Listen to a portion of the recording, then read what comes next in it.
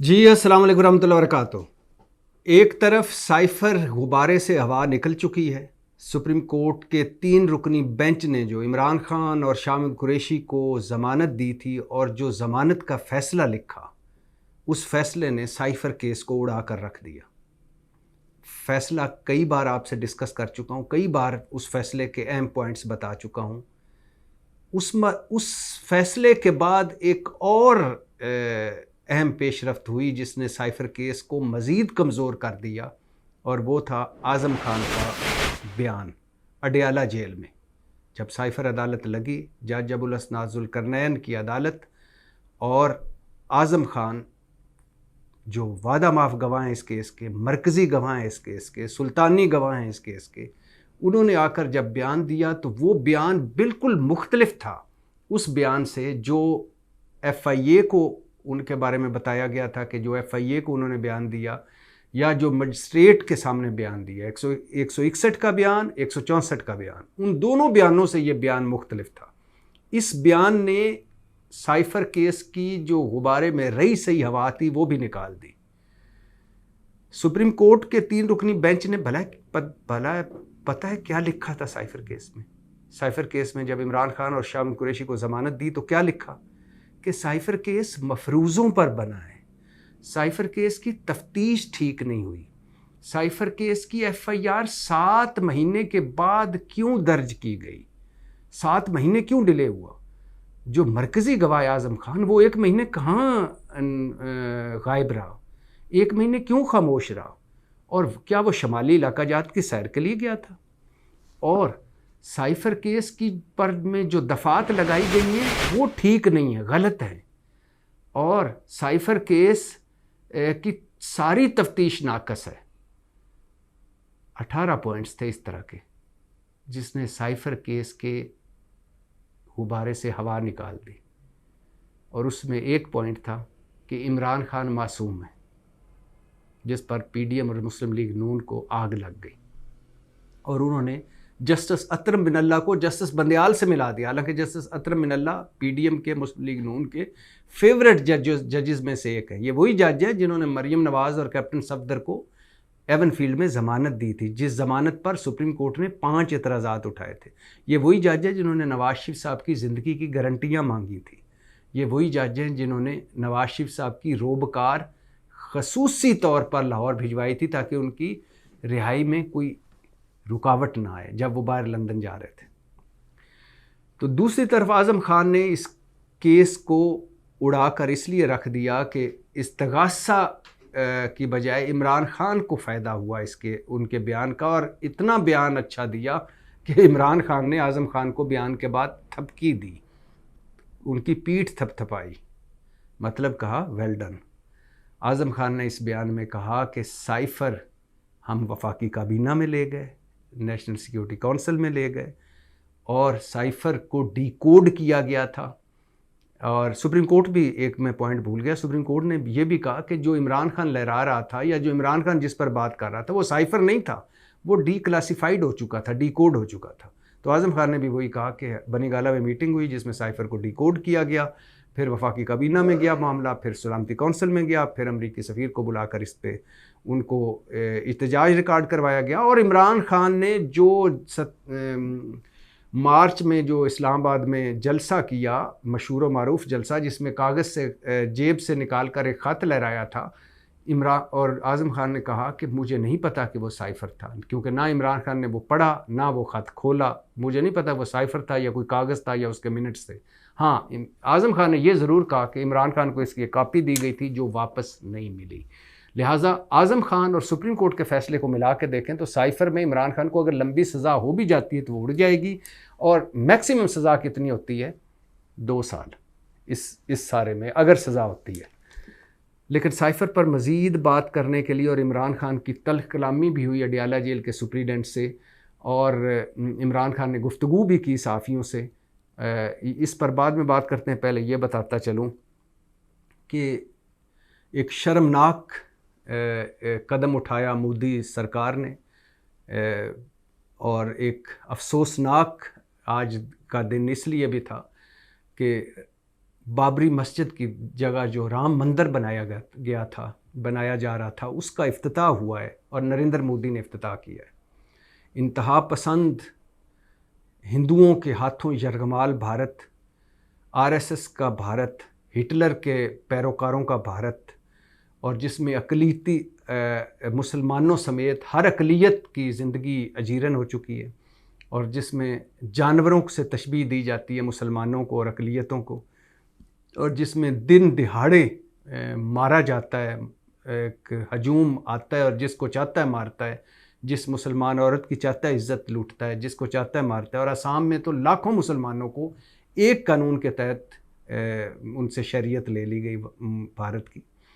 तो राम मंदिर का इफ्तिताह हुआ है जी, बाबरी मस्जिद की तरह की जगह, और ये अब रुका नहीं है। नरेंद्र मोदी के भारत में मुसलमानों हीरोज़ की जो वो तारीख़ बदल दी गई है। मुसलमानों को हीरोज़ की बजाय विलन का दर्जा दिया जा रहा है, और मुसलमानों की जो फतूहात हैं या जो अहम काम है उनको ख़त्म किया जा रहा है। शहरों के नाम बदले जा रहे हैं, जो मुसलमानों के नाम पे रखे हैं वो बदले जा रहे हैं। और इसके अलावा तमाम वो मस्जिदें जो तारीख़ी मस्जिदें, उनकी जगह मंदिर बनाए जा रहे हैं, और नाम लेना जुर्म हो गया है वहाँ किसी भी मुस्लिम हीरो का। तो राम मंदिर की बाबरी मस्जिद की तरह राम मंदिर का इफ्तिताह हुआ है, और शर्मनाक कदम उठाया गया। आज एक अफसोसनाक दिन था जिसकी पाकिस्तान ने भी मजम्मत की। और ये भी बताता चलूँ कि ईरान और पाकिस्तान के ताल्लुकात में बेहतरी आ रही है चीन की सालिसी की वजह से। ईरान ने हमला किया पाकिस्तान की खुद मुख्तारी पर, उसके जवाब में पाकिस्तान ने पहले तहम्मुल का मुजाहरा किया, सफ़ीर बुलाया और उनके सफ़ीर को मुल्क में आने से मना किया, इंतज़ार किया कि ईरान इस पर कोई अपना रद्द-ए-अमल दे, माफ़ी मांगे, माज़रत करे। लेकिन जब ईरान ने सीना जोरी की तो फिर जवाबी हमला किया गया, और जवाबी हमला ऐसा मुंह तोड़ था कि 9 लोग मारे गए, और 9 के 9 दहशतगर्द थे, वो ईरानी शहरी नहीं थे, ये ईरान ने खुद माना। तो उसके बाद ईरान साहब बहादुर को होश आए। हम माना कि ईरान हमारा हमसाया मुल्क है, हमसाये से तो हम इलहदा उलहदा हो नहीं सकते, क्योंकि अब ये मुल्क ईरान भी ने भी इधर ही रहना है, हमने भी इधर रह रहे हैं, तो हमसाया तो है। लेकिन ये जो हमने रट्टा लगाया हुआ ईरान बरादर इस्लामी मुल्क है, ईरान बरादर मुल्क है, इस्लामी मुल्क है, अब वो नहीं रहा वक्त।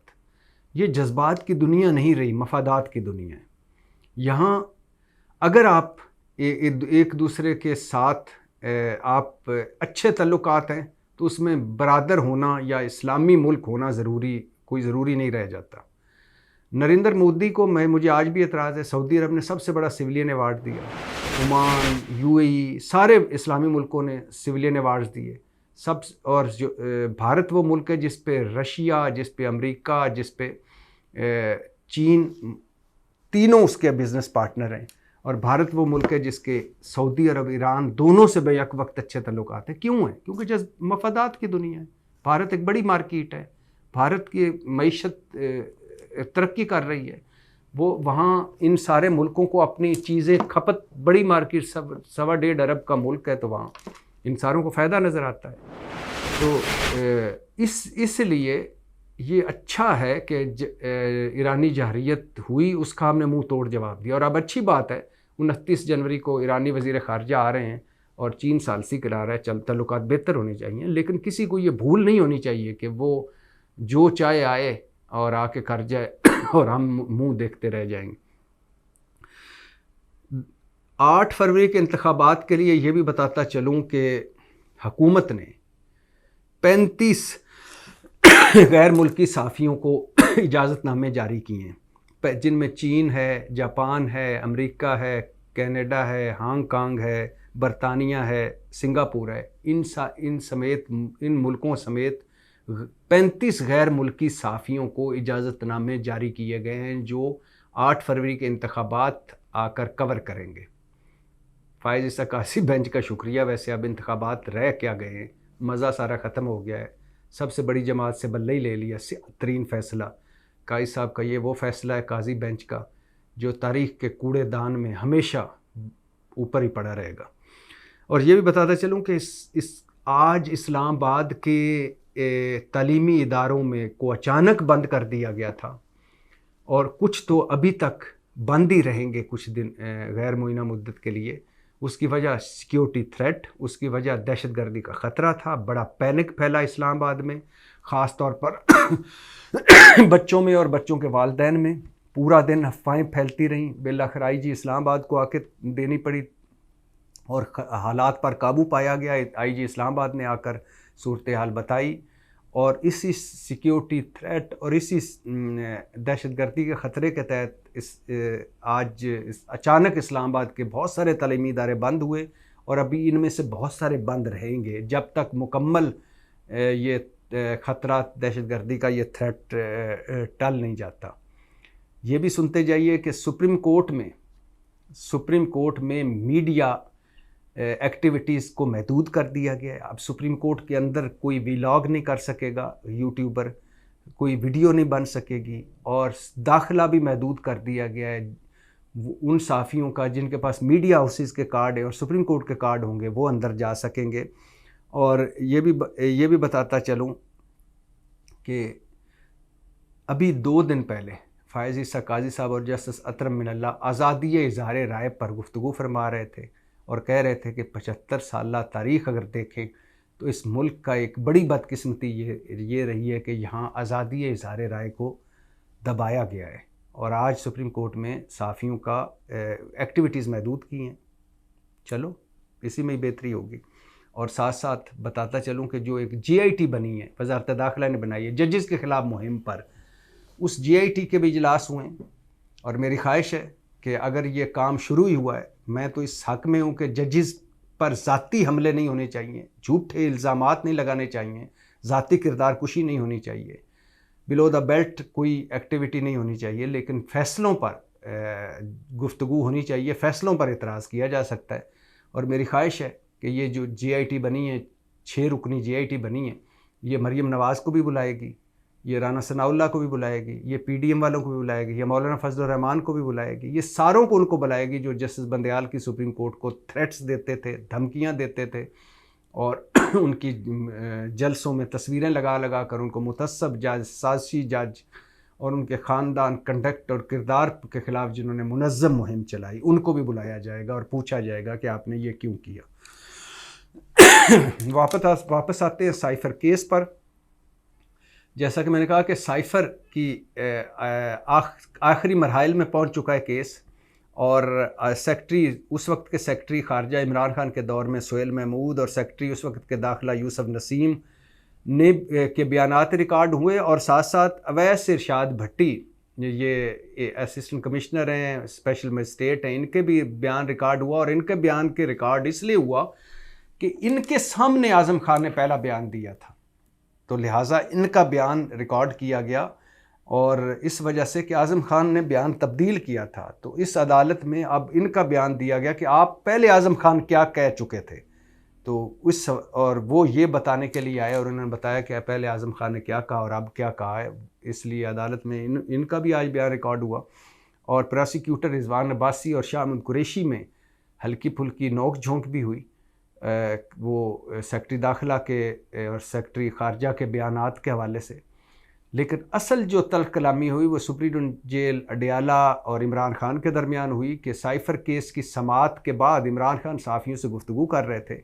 इतनी देर में सुप्रीडेंट अडियाला जेल ने रोका और कहा कि आप गुफ्तगू नहीं कर सकते। तो इमरान खान गुस्से में आए, उन्होंने कहा कि ये ओपन कोर्ट है, यहाँ कोई इन कैमरा नहीं हो रहा, तो मैं बात कर सकता हूँ, आप नहीं रोक सकते। तो इस पर सुप्रीडेंट जेल ने कहा कि नहीं, ये साफ़ी अडियाला जेल में जो अदालत लगी है उसकी कवरेज के लिए आते हैं, आपकी सियासी गुफ्तगू सुनने के लिए नहीं आते। इसी दौरान DIG जेल खाना जात और सुप्रीडेंट अडियाला जेल ने साफ़ियों को कहा कि वो चले जाएं, समाअत ख़त्म हो चुकी है। जिस पर इमरान खान ने कहा कि हमें ग़ुलाम बनाया जा रहा है, हमें बात नहीं करने दी जा रही, और अंदर जेल में मुझे नहीं बात करने दी जा रही, बाहर मेरी पार्टी पूरी की पूरी उसके ख़िलाफ़ क्रैकडाउन किया गया है, बदतरीन क्रैकडाउन है, और वो भी बात नहीं कर सकते। मीडिया ग़ुलाम हो गया है, मीडिया में भी बात नहीं हो सकती।